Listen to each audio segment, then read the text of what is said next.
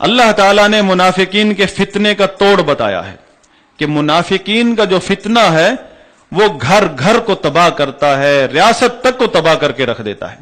یہ جو آج آپ نے دیکھا تباہی عرب ممالک میں، یہ اس امت کے اندر موجود منافقین یہود و نصارہ کے ایجنٹ مولویوں کی شکل میں پائے جاتے ہیں، علماء کی شکل میں پائے گئے ہیں۔ عرب ممالک میں تنظیمیں ہیں، بڑی بڑی تنظیمیں ہیں، ان کی شاخیں پاکستان میں بھی ہیں۔ ان سب نے ملکوں کو توڑا ہے۔ وہ تو اللہ کا فضل، اللہ کے فضل کے بعد اللہ تعالیٰ نے افواج کو ہمت عطا فرمائی کہ جنہوں نے اس حملے کو روکا، جس میں سب سے بڑا کریڈٹ مصری افواج کو جاتا ہے کہ جنہوں نے بند باندھ دیا ان خبیثوں کے سامنے اور پوری طاقت سے دفاع کیا۔ اور اس وقت تک بلکہ علماء کہتے ہیں کہ مصر کا بارڈر، مصری فوج امت کے بارڈر پر کھڑی ہے، کہ کیونکہ وہاں سے ہمیشہ سے صلیبی جنگوں، ہمیشہ سے بڑے بڑے حملے ہوئے ہیں۔ اور اللہ سے دعا کرتے ہیں ہم کہ اللہ تعالیٰ مسلمانوں کی تمام افواج کو ہمت عطا فرمائے اور ان کی نصرت عطا فرمائے، ہر محاذ پر ان کو کامیابی عطا فرمائے۔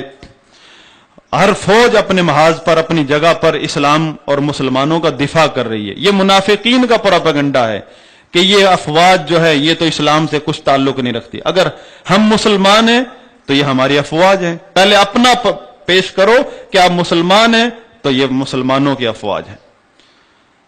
تو منافقین کا پروپیگنڈا، اس کا توڑ بتایا، دفاع بتایا اللہ تعالیٰ نے کہ ملک کے اندر کوئی بھی ایسی، یا کسی گھر کے اندر، گھر کا بھی یہی اصول ہے، کسی گھر میں، کسی ریاست میں، کسی محلے میں، کسی ادارے میں کوئی بھی خبر آتی ہے امن کی، خوف کی، خوشی کی، غمی کی، فتح کی، شکست کی، کوئی حادثہ ہو جاتا ہے، منافقین کی روش بتائی اللہ تعالیٰ نے۔ اذاعوا بہ، میڈیا کا کام کرتا ہے منافق ایسے موقع پر۔ وہ کیا کام ہے کہ اس خبر کو جس کی ذمہ دار گورنمنٹ ہے، جس خبر کو کہ مسلمانوں کو چاہیے کہ اس خبر کے معاملے میں گورنمنٹ کے اداروں کی طرف کان رکھیں۔ گورنمنٹ جو کہتی ہے، اگر گورنمنٹ اس خبر کو دباتی ہے تو سب مسلمانوں کو چاہیے کہ وہ بھی دبا دیں۔ اگر گورنمنٹ اس خبر کو نشر کرتی ہے تو مسلمانوں کو چاہیے اس خبر کو نشر کریں پھر۔ لیکن منافقین پہل کرتے ہیں کہ اس خبر کو فوراً پھیلا دیتے ہیں اور کمزور ایمان اور کمزور ذہن کے لوگوں کو، اکثریت کو اپنے ساتھ لگا لیتے ہیں۔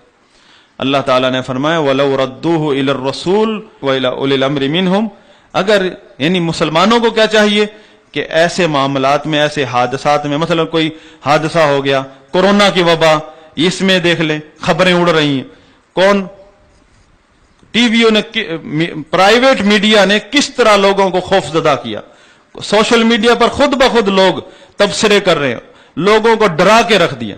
اور پاکستان کا چینل پی ٹی وی کو کہتے ہیں یہ گنگا ہے، حالانکہ شریعت کہتی ہے کہ آپ اپنے سرکاری ذرائع کی طرف توجہ کریں، اور اگر پرائیویٹ ذرائع ہیں مسلمانوں کے وہ بھی سرکاری ذرائع کے تابع ہونے چاہیے، یہودی ذرائع کے طریقے پر نہیں ہونے چاہیے، کیونکہ ہمارے میڈیا میں یہودی ذرائع بھی ہیں۔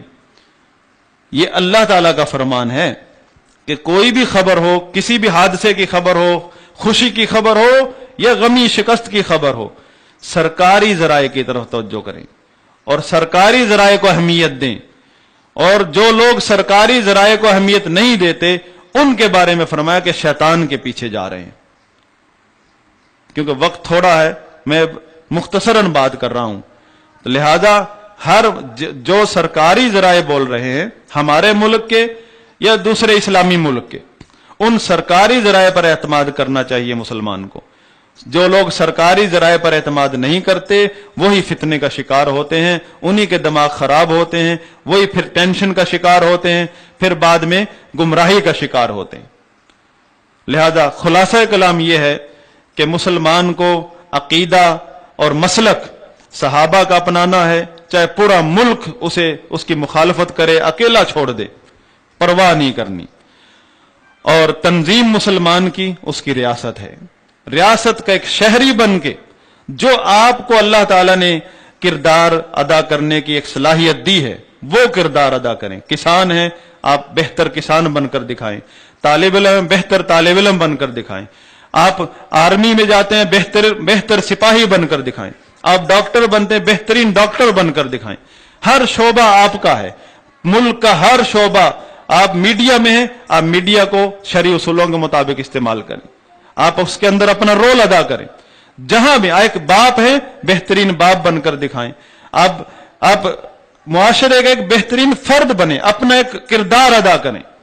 یہ آپ کی جو خدمت ہے یہ اسلام کو جائے گی۔ اللہ تعالیٰ آپ کی ان خدمات میں ایسی برکت عطا فرمائے گا، پوری امت کو اس کا فائدہ ہوگا۔ اگر آپ نے تنظیموں کے پیچھے چل کر زندگی بھی تباہ کر دی، اس کا فائدہ آپ کو اپنی زندگی میں بھی نہیں ہوگا۔ نحوست سے بھری زندگی آپ کی کسی کے کام کی نہیں ہے، کیونکہ آپ اس ٹریک سے اتر گئے ہیں جو رسول اللہ صلی اللہ علیہ وسلم نے جس پر چلنے کا کہا تھا، آپ اس ٹریک پر چل پڑے جس سے منع کیا تھا، جو ٹریک انتشار اور فساد کی طرف جاتا ہے۔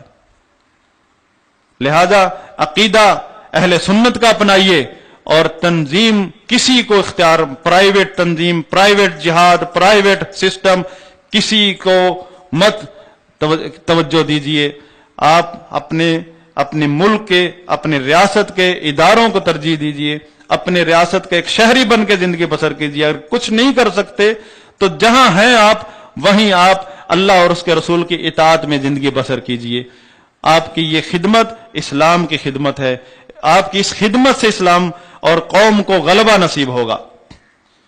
اللہ سے دعا ہے کہ اللہ تعالی امت مسلمہ کو انتشار اور فساد سے محفوظ رکھے۔